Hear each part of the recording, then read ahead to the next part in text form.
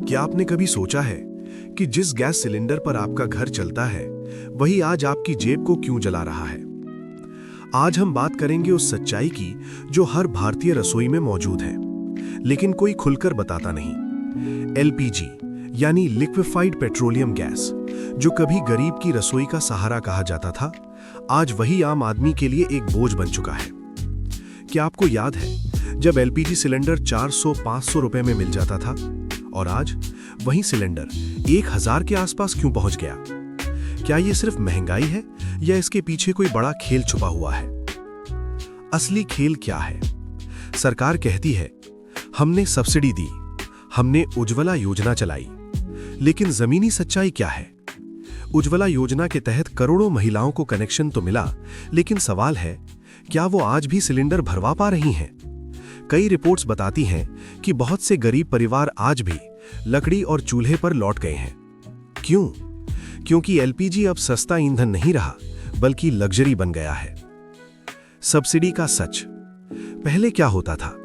LPG पर सीधी subsidy मिलती थी, सिलेंडर सस्ता पड़ता था, लेकिन धीरे धीरे सरकार ने सब्सिडी कम करनी शुरू कर दी और आज हालत यह है कि कई लोगों को सब्सिडी मिलती ही नहीं, और अगर मिलती भी है तो बहुत कम।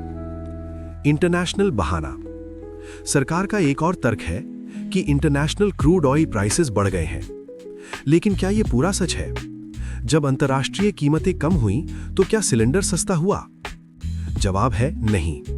तो सवाल उठता है कि फायदा किसको हो रहा है? कंपनियों का मुनाफा। भारत की बड़ी तेल कंपनियां जैसे आईओसी, बीपीसीएल, एचपीसीएल, इनका क्या हाल है? कई सालों में इनका मुनाफा बढ़ा है, लेकिन जनता को राहत नहीं मिली। क्या यह सिर्फ संयोग है या सिस्टम में कुछ गड़बड़ है? आम आदमी की कहानी। एक गरीब परिवार की कल्पना कीजिए। घर में कमाने वाला एक इंसान, महीने की आय 10 से 15 हजार रुपए। अब अगर एलपीजी सिलेंडर 1000 रुपए का है तो वो क्या करेगा? बच्चों की पढ़ाई छोड़े, खाना कम करे या फिर से चूल्हे पर जाए? यही असली एलपीजी क्राइसिस है। उज्ज्वला योजना, सच्चाई वर्सेस प्रचार। सरकार ने दावा किया हमने करोड़ों महिलाओं को धुएं से आजादी दी, लेकिन ग्राउंड रिपोर्ट्स कहती हैं कई महिलाएं सिलेंडर रीफिल नहीं करवा पा रहीं और फिर से धुएं में जी रही हैं। तो क्या ये योजना सिर्फ कागजों पर सफल है? राजनीति और सच्चाई।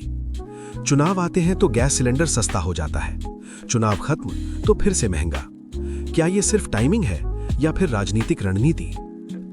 टैक्स का खेल।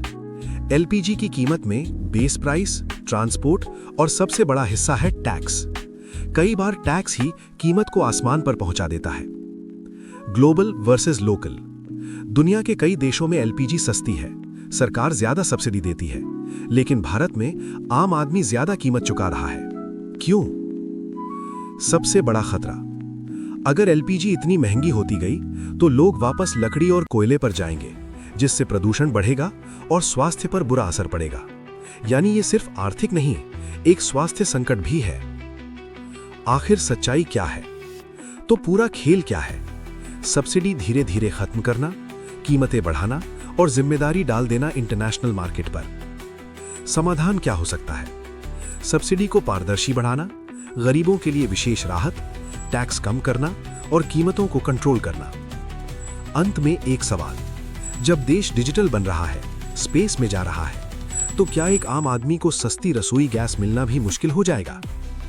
ये सिर्फ एलपीजी की कहानी नहीं है, ये उस सिस्टम की कहानी है जहां आम आदमी धीरे धीरे दबता जा रहा है। अगर आप सच जानना चाहते हैं तो सवाल पूछना शुरू कीजिए, क्योंकि लोकतंत्र में सबसे बड़ी ताकत जनता होती है।